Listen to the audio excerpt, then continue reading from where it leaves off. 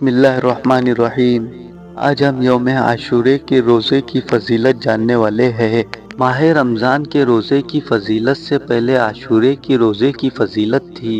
جب رمضان کے روزے فرض ہوئے تو عاشورے کی روزے کی فضیلت منسوخ ہو گئی، مگر حضور اقدس صلی اللہ علیہ وسلم نے اس عاشورے کے دن روزے کو رکھنے کو سنت مستحب قرار دیا ہے۔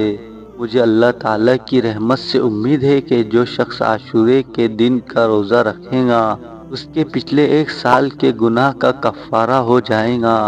اور حضور اقدس صلی اللہ علیہ وسلم نے فرمایا کہ رمضان کے بعد سب سے افضل روزے محرم کے ہیں، اور فرض نماز کے بعد سب سے افضل نماز تہجد کی ہے۔ یوم عاشورہ کے 10 محرم کو جو شخص 1000 بار سورہ اخلاص کا وظیفہ کرتا ہے، اللہ تعالیٰ اس پر خصوصی نظر رحمت فرماتا ہے اور اس کا نام صادقین میں درج ہو جاتا ہے۔